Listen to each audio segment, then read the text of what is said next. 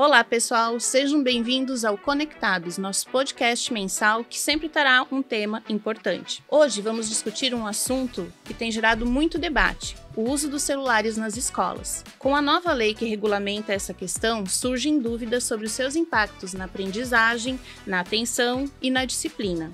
Bora para a conversa, então?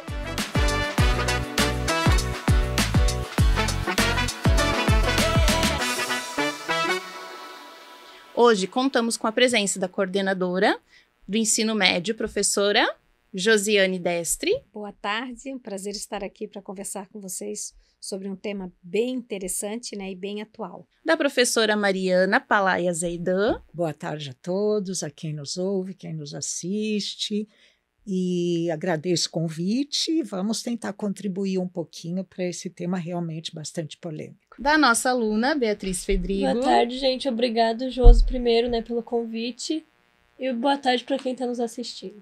E o pai da nossa aluna, o senhor Jonas Fedrigo. Senhor, Tati, fica tranquilo, tá? Vamos lá, só o Jonas. Então, boa tarde a todos. Agradeço primeiramente a escola, parabenizo pela criação desse quadro, esse podcast, muito interessante, e agradeço pelo convite aqui. Acho que será um prazer imenso a gente poder conversar sobre um tema, uma temática tão atual, tão importante, tão desafiadora para todos nós. Josi, qual é o objetivo dessa lei? O que a motivou? O que motivou a lei foi, na verdade, a necessidade que já vinha aparecendo dentro das salas de aula, dentro das escolas, de uma forma geral.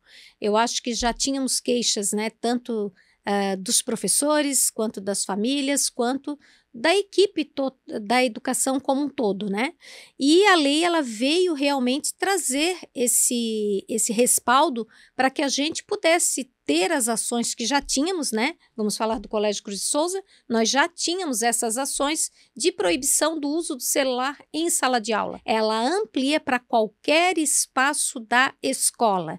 E aí é onde a gente vai chegar lá, tanto no horário de entrada da escola, quanto no horário do recreio, quanto no horário de saída da escola, em que a gente sabe que podem acontecer tantas interações positivas para o desenvolvimento mais integral da nossa criança e do nosso jovem adolescente. Eu acho que a lei ela vem num momento muito especial e eu diria até crucial, quando a gente pensa de como a gente já vem vendo consequências desse uso excessivo de tela. A gente fala muito, do celular, mas ela não traz somente sobre o uso do celular. Não, a gente está falando aí de eletrônicos de uma forma geral. Como no nosso colégio a gente já usa a plataforma e usamos o Chromebook, então nós já temos, um eletrônico que ele é amplamente utilizado pelos professores através da plataforma. Mas a gente está falando aí do smartwatch, estamos falando do fone de ouvido, dos celulares, ou qualquer outro eletrônico, que o aluno possa trazer. Então, isso tudo vai ficar guardado e desligado nas suas mochilas e, no caso dos celulares, nas caixas que nós já temos para esse acondicionamento. Perfeito. E trazendo exatamente essa questão da concentração, da atenção, Prof. Mari, o que a neurociência, as pesquisas nos trazem com relação a esse assunto? Então, Tati, na verdade, a neurociência está hoje em todas as áreas, relevantes de estudo, de pesquisa. Mas para a escola não seria diferente. E a gente encontra milhões de artigos científicos, profissionais extremamente gabaritados, renomados, que estão trazendo justamente a preocupação do uso excessivo das telas, de uma forma geral, na cognição, no processo da aprendizagem. Não é de hoje que isso já está sendo muito estudado. O que acontece? Eu me preocupei, na verdade, em trazer algo mais palpável. Vamos ver artigo científico, a gente pode buscar, ler, enfim. Mas eu conversei com professores de outros estados para ver como estava acontecendo isso dentro das escolas. Os professores já percebem o foco da atenção dos alunos mudou, que os alunos ficaram mais calmos. Por quê? Porque o uso excessivo de telas, por exemplo, os TikTok, os Reels, onde a atenção é totalmente voltada para aquilo. Então, quando a gente diz problema com a atenção, é que eles estão focados em um único tipo de informação. Aí o que acontece? Todas as outras informações são muito demoradas. Então, assistir aula, meu Deus, a aula demora muito. Copiar alguma coisa do quadro, né? Então, para nós da escola, isso tem sido um resgate extremamente importante. Veja, por exemplo, a socialização, esse efeito do recreio. Né? Porque alguns alunos, prof, por que no recreio não pode? Eu acho ótimo. Por quê? Porque os nossos alunos, os adolescentes em geral, eles estão perdendo essa socialização na hora do intervalo. Isso era uma coisa que, na minha época, era comum, jogar vôlei. Então, além de que a gente estava voltado para a atividade física, queria sair da aula e gastar energia. Hoje, não. E assim, prof, tem alguma situação que tenha acontecido assim que você diz, aqui tem um exemplo. Sim, e foi bem precoce, né? Logo que começou o ano, Beatriz está aqui para reforçar. O que acontece? A Josi e a Tati, as coordenadoras, reunimos todos os alunos ali no auditório para ouvir as boas-vindas e algumas normas da escola. Percebemos um burburinho muito maior do que antes. Por quê? Porque todos estavam sem o celular. Prof, mas dentro da escola já não era proibido? Era. Mas um celular no bolso, com aquela velha história, só fui ver a hora, né? E aí o que acontece? Todos realmente estavam sem o celular. A atenção deles já mudou. Eles estavam focados em ouvir o que as coordenações tinham ali para apresentar e para reclamar, inclusive, porque o aluno, obviamente, que ele vai questionar, mas estavam um conversando com o outro. E isso é muito importante, são os vários papéis da escola. Esse comportamento socioemocional é de uma riqueza muito grande, também é o papel da escola, né? E nós, quanto educadores, e eu não tenho nenhum problema em usar essa expressão, né? Porque nós realmente somos educadores, a gente tem que ter muito cuidado porque a gente passou por muitas transformações. Então, era o quadro de pedra preta, depois veio o verde, giz, depois veio o giz antialérgico, depois o quadro branco, o pincel. Colorido. Meu Deus! Sim, o giz colorido. Enfim, se eu passar aqui e começar desde o mimeógrafo. Mas eu diria que a gente tem que ter muito cuidado que as inovações nas escolas, elas acontecem, mas a gente tem que ter muito cuidado em não jogar fora tudo aquilo que é muito bom e muito importante. A escrita. O aluno hoje, com esse acesso a essas informações, o algoritmo adolescente, que vem tudo pronto, ele não lê mais, né? Ele não tem mais acesso a outro tipo de informação, ele não quer. Por quê? Porque tudo é demorado, ele quer a rapidez, a agilidade. E isso vai acalmar realmente os alunos, sabe? Então, a escola resgatando aquilo que sempre foi muito bom para a aprendizagem. Então, pegando exatamente toda essa questão do socioemocional, da mudança do comportamento, da situação que aconteceu, né, na primeira reunião nossa com os alunos, gostaria de escutar da Beatriz. Como foi receber essa notícia? Bom, no início a gente recebeu ela um pouco antes das aulas começar, acho que um mês antes por aí. Saiu muita notícia fake de que não poderia nem pisar na escola com o celular. E daí muitos alunos estavam meio preocupados com isso. Eu, por exemplo, porque eu saio de casa 5:45 e chego quase 2 horas da tarde. Então, para mim, seria um problema, né, no meio do caminho e tal. Mas daí, quando começou as aulas mesmo, a gente já estava acostumado, né? Não podia usar dentro da sala de aula e tal, só no recreio. Para mim, não teve tanta diferença, mas para alguns alunos, assim, o fato de não poder usar no recreio foi um baque bem grande. Mas eu acho que foi uma lei que vale a pena ser colocada. Então, vamos escutar agora o pai. Jonas, você acha que a família tem como contribuir para que essa lei realmente se efetive, que os filhos compreendam a necessidade dela? A família, ela precisa estar junto com a escola, caminhar junto com a escola, para que a gente possa efetivamente formar novos cidadãos para o mundo, pessoas melhores. Então, eu não tenho dúvidas de que, apesar de ser um ato legislativo, ser uma lei, né, vem algo que está posto, nós precisamos cumprir. Não há margem, como a Josi colocou, não temos mais margem para que não, está posto. Nós precisamos cumprir a legislação. Então, assim, apesar desse processo ser um processo até coercitivo, a família, as escolas precisam andar juntas, precisam dialogar para que seja um processo mais tranquilo para todos, né? Na escola, aqui, por exemplo, no Colégio Cruz de Souza, já havia essa proibição de durante aquele período da aula, tinha inclusive as caixinhas, lá tudo certinho, não poder usar. A lei vem para, vamos dizer assim, validar esse procedimento que a escola já adotava, vem uma legislação estadual, enfim. E, além disso, eu digo, amplia para a questão do recreio, principalmente, que eu acho que é o que está mais pegando agora, né? Os adolescentes, as crianças, enfim. Então, naquele momento, é um momento de lazer, de relaxar, não posso ter o celular, enfim, não. O celular, no ambiente escolar, ele não vai ser utilizado, você pisou na escola, você não utiliza, só vai usá-lo depois que sair. E vamos usar esse momento justamente para interagir, para voltar às origens, como a professora Mari colocou, o que a gente fazia, como é que a gente interagia, né?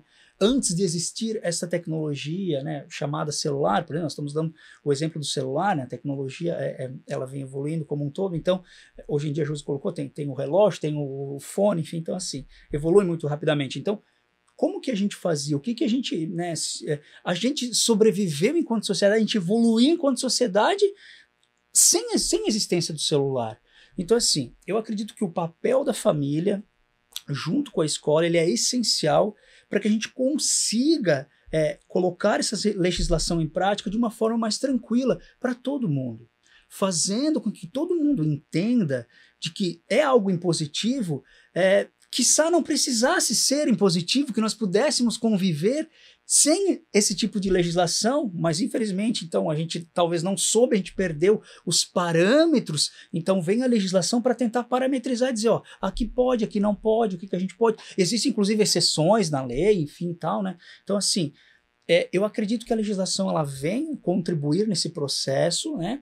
Mas que a família, ela exerce também um papel preponderante, fundamental também, aliada à escola. Então, precisamos estar unidos, integrados, né, para poder formar melhores pessoas para o mundo. Esse é o grande objetivo, seja da família, seja da escola, né?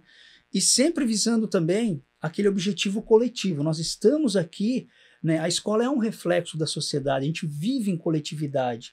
Então, quando a gente faz com que um recreio, mesmo que forçadamente eles tenham que interagir, eles vão começar aos poucos a interagir ou voltar a interagir como se não houvesse, né? Como se não tivesse existido o celular. Então, isso é importante. Isso forma também pessoas, vai fazer com que possam dialogar, se aproximar. Às vezes, existiam pessoas que estavam lá dentro da sala de aula, mas que não se conheciam naquele momento específico, enfim, podem talvez começar a criar uma amizade, uma interação, enfim. Então, o papel da família, ele é extremamente importante.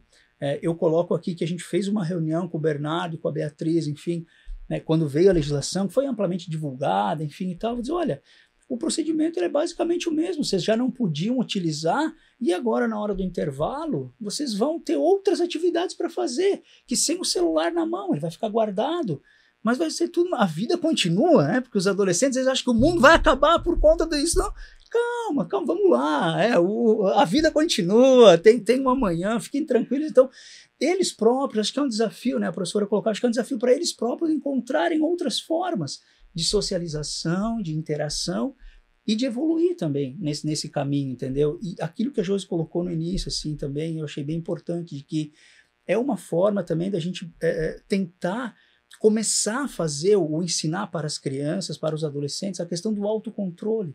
Nós, enquanto adultos, também às vezes temos dificuldade, porque é algo que nos chama a atenção, tá aí a um clique, né? Então a gente fica também, tá assim, a gente precisa ter o autocontrole, né? Nós estamos num momento aqui, ninguém tá com o celular, então assim, isso é autocontrole, eu preciso saber que em determinados momentos da minha vida adulta, eu também não vou poder fazer uso do meu celular, nem que seja para ver a hora, não posso, eu estou aqui, aquele momento, aquele ambiente requer isso. Então também eu acho que isso também é educar, né? É esse processo de construção que a gente está fazendo e que eu acho que bom que a legislação veio trazer tudo isso, sabe? Acho que isso foi importante, é extremamente necessário e a gente vai começar a colher os frutos. Sim, a professora fala que em 2 meses de aula a gente já começou a observar certas dinâmicas que estão mudando e que ótimo, acho que a gente tem aí chance de colher frutos belíssimos pela frente. entendeu?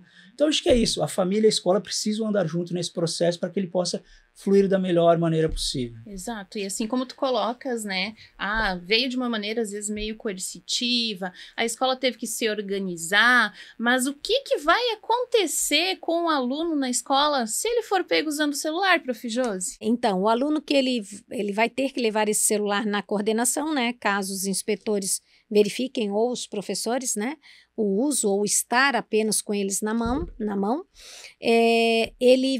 e nesse caso, só a família pode pegar o celular. Então, aí nós criamos uma situação em que eu até diria, né, ela é bastante proposital para que essa discussão vá para dentro de casa, né? A discussão, o conflito que o aluno pode ter com o inspetor, pode ter com a coordenação, pode ter com a secretaria, não. Ele sai desse âmbito e ele vai para a família, porque é lá, né, o principal espaço de educação. Então, e eu vejo o quanto que as famílias estão bastante parceiras nesse momento, porque são poucos os casos, né, de famílias que realmente relutam ou tenham uma crítica a fazer sobre isto. Mas por quê? Porque a família também já provavelmente em casa verifica um excesso do uso e isso preocupa, porque preocupa sempre. Né? Não precisa ser um educador, não precisa ser um professor, um especialista para a gente saber que qualquer foco de atenção em uma única situação, ela pode vir a ser prejudicial sim para o desenvolvimento que a gente busca, né? Um desenvolvimento mais global e integral de um aluno, de uma criança ou de um adolescente. Então, eu acho que a família também já percebia essa necessidade. E se a gente for pensar, né, teremos aí quase 5 horas, né, em que os alunos ficarão sem contato com o celular. Olha o tempo grande que é de um dia inteiro, né, para fazer esse exercício de disciplina, para fazer essa autorregulação, certo? Para a gente poder tá criando também uma estrutura emocional melhor com as nossas crianças e adolescentes. A gente falou muito sobre o socioemocional, o momento da interação, no recreio. Mata a nossa curiosidade, Jonas. O que vocês faziam na época de você lá, no recreio? Uma época bem distante, hein, Tati? Não. Olha só, Tati, então, eu estava tentando relembrar aqui até quando a Prof. Mari comentou, enfim, a gente basicamente, a primeira ação era saber o que ia ter na hora do lanche, né? A merenda, o que ia ter no recreio, enfim, escola pública, então. E aí depois disso havia interação, então lá a gente ia jogar bola de gude, me lembro muito disso, o basquete, o futebol, peteca, até, enfim, brincar de esconde-esconde, enfim, quando era menorzinho, né, 6, 7 anos, lembro muito disso, enfim. De uma forma ou outra, fazer as atividades da educação física já na hora do recreio, era aquela bagunça, né, aquela bagunça saudável da interação, né. Eventualmente ocorria algum desentendimento, o que é normal também, e aí a gente vai crescendo e aprendendo a lidar com tudo isso, enfim, às vezes tem que vir um professor, diretor para intermediar e tal, ou seja, era esse processo de interação, entendeu? Mas todo mundo interagia, entendeu? Então, era basicamente isso, assim, Tati, era uma grande festa, eu diria para ti, então o momento do recreio era aquela festa, aquela satisfação, aquele momento que talvez ia encontrar um amigo que era de outra turma, enfim, porque talvez era o único momento que conseguia se encontrar. Às vezes chegava já para o horário da aula, tinha o recreio, quando saía, cada um ia para sua casa. Então, talvez o recreio é esse momento de congregar, eu diria assim, né? De fazer aquela grande confraternização, enfim. Então, era um momento muito, muito bacana, assim, né? Muito bacana, muito prazeroso, eu diria, né? Que a gente interagia, crescia, evoluía, enfim, né? Dentro da estrutura da escola, eu vejo que ele é imprescindível, né? E que bom que agora talvez a gente está tendo que, de alguma forma, resgatar esse tipo de interação, né? Porque é assim que a gente vai crescer, é assim que a gente vai expandir, é assim que a gente vai aprender talvez a limitação, né, do meu espaço, onde que eu posso ir, tem o espaço do colega, enfim. Então essas interações, elas fazem com que a gente também cresça, com que a gente amadureça nesse processo, enfim. Então era mais ou menos isso, é muito bacana. Seria legal, né, se a Beatriz também nos dissesse como está hoje o recreio. Agora com a proibição dos celulares. Antes todo mundo só ficava no celular, né? Assistindo TikTok, ninguém falava com ninguém basicamente. Mas hoje todo mundo joga truco. Quem não sabe a gente ensina. Também tem pife, que é de fazer trinca, que dá pra jogar um monte de gente. Uno. Então, eu acho que a interação também, nós alunos, tá muito maior, assim, com a proibição do E celular. assim, você tá falando muito mais ensino médio, né? É, Porque eu vejo os menores as crianças, correndo, sim, jogando lógico. bola, Sim. né? Pra eles é mais legal. Sim.